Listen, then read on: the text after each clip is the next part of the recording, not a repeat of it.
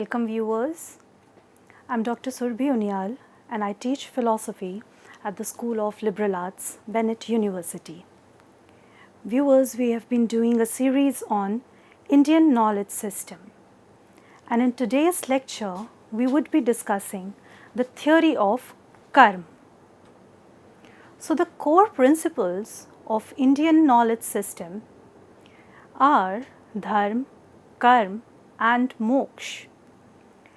They occupy a foundational place in Bharatiya Gyan Parampara, offering insights into ethics, morality, metaphysics and philosophy of life. So today we explore a concept of profound significance that runs like a golden thread through all Indian philosophical traditions, that is the doctrine of karma or karmavad.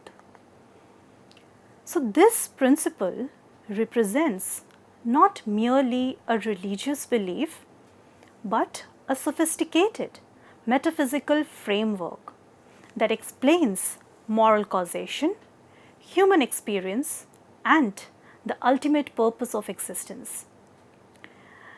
The related phrase which all of you must have come across is, "As you sow, so shall you reap," which has come from the Upanishads. And this phrase beautifully explains the theory of karma.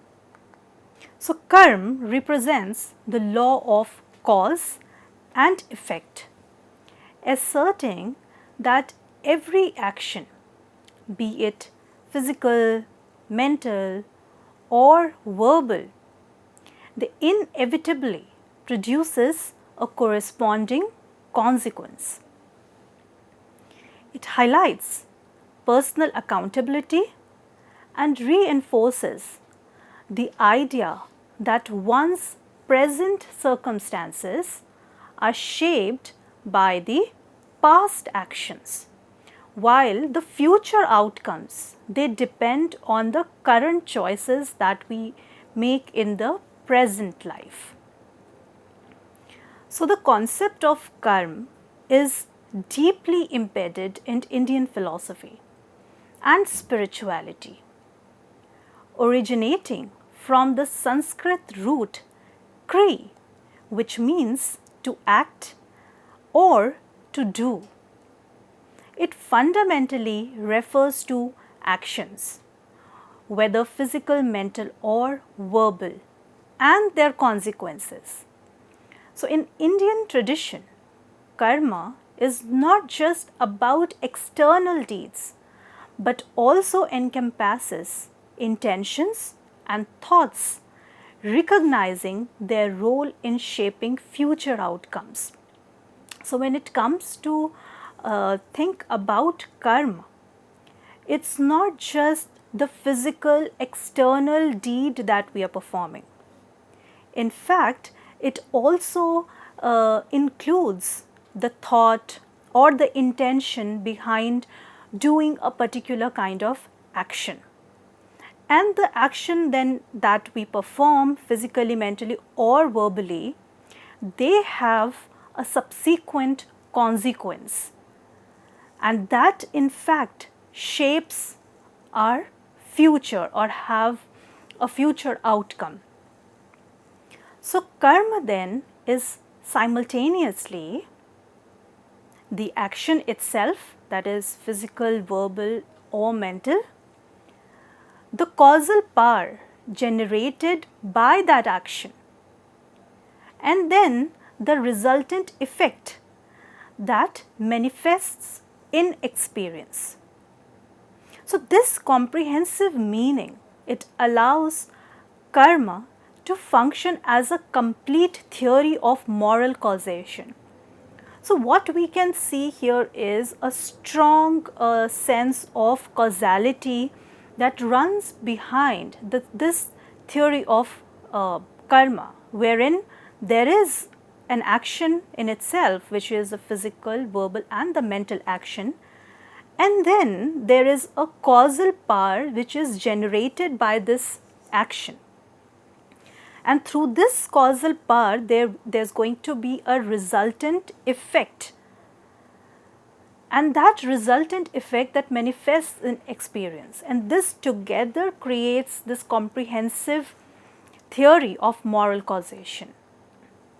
So karma represents a universal causal principle within Indian philosophy and religion, wherein ethics or ethical and unethical actions directly influence an individual's future existential conditions. So this principle functions as the ethical dimension of samsara, which is the cycle of rebirth, and a foundational belief shared across the India's diverse religious and philosophical tradition. So this sees that this principle of karma, which is ethical and the unethical actions that one performs, how does that determine individuals' future existential conditions? That how the life of that individual would be in future. So this principle functions as the ethical dimension, and which has a direct implication on the cycle of the rebirth, which we will be discussing in the course of our lecture today. And then how, how this idea has been taken up by various philosophical schools. So the concept establishes that one's current life, as life circumstances, have been shaped by actions in previous existences, while present actions are simultaneously determining future birth states and life experiences. This creates an unbroken chain of moral causation extending across multiple lifetimes. So this action is explaining how the actions that we have done in our previous existences, how are they determining our current life circumstances, where we are born in what situation we are born with, the kind of body we have, or some people who are suffering from diseases since birth. All these things have been described by the past karmas, which are now being reflected in individuals' life circumstances. Also, the present actions that we are performing now, they will also have a determining feature in the next birth or the future birth states and future life experiences. So this creates this whole idea of the past, present and the future, the actions that have been performed, that we are performing now, and what is going to come up in future. This seems to be like an unbroken chain of moral causation extending across multiple lifetimes. Now, if we talk about the historical evolution of karma or the theory of karma, we can see that in its earlier specialized Vedic usage, karma is referred specifically to rituals and sacrificial actions performed by the priests. While the early Vedic understanding emphasized on ritualistic actions and their immediate effects, the Upanishads, they expanded karma's philosophical significance. So it emphasized on the connection of karma to samsara and shifted the emphasis from external ritual to the ethical conduct. Also established self-realization as the ultimate goal beyond karmic cycles. and it developed the metaphysics of how actions affect the subtle body and the future incarnations. So this evolution, it transformed karma from a ritual principle to a comprehensive ethical metaphysical system, which was earlier seen to be more ritualistic, performing rituals and sacrifices in the Vedas, and then later on in the Upanishads, how it has been focused on not just the external rituals and the sacrifice, but the ethical conduct, and how that ethical conduct is then related to samsara. And it also established that in order to be liberated, the ultimate goal is self-realization, which is beyond the karmic cycles. So this is how the notion and the theory of karma has moved from being merely ritualistic to being more, you can say, to be more in the sense of an ethical conduct. So Upanishads provide the earliest evidence of karma's expansion into explicitly ethical dimensions. The Vedic theologian Yajnavalkya articulated what was then considered a novel concept. He said that a man turns into something good by good actions and into something bad by bad actions. This revolutionary insight shifted karma from purely ritualistic to a moral causation. So it was, we can say that it was Yajnavalkya who has emphasized on this idea that how this man turns something good by the good actions and something bad by the bad actions, in the sense of talking good and bad from the moral sense, and how then it is related to the moral causation.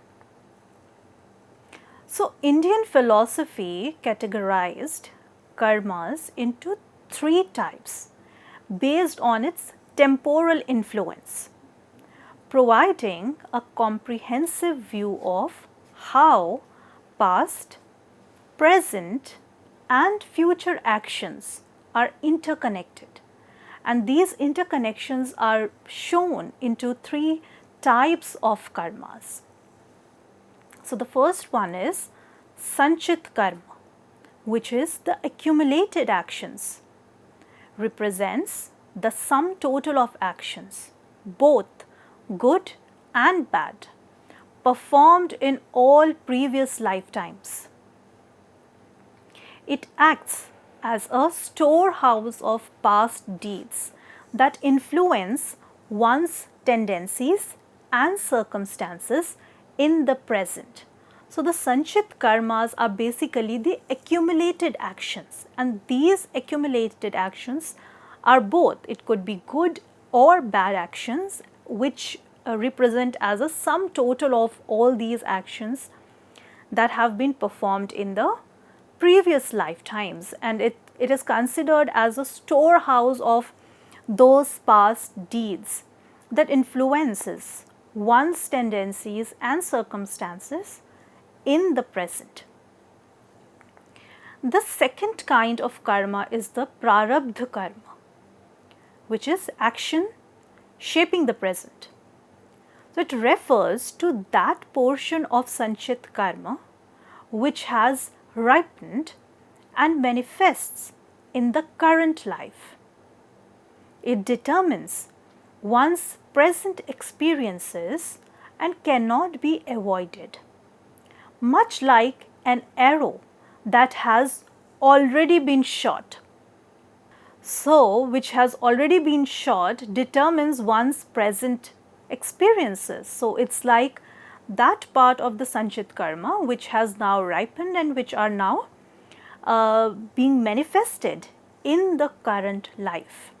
So, it determines one's present experiences that one is having, and those cannot be avoided because those are causally linked to our previous past life karmas.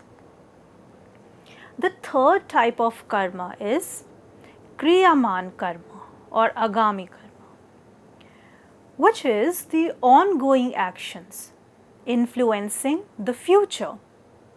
So, it represents actions performed in the present moment that actively shapes the future.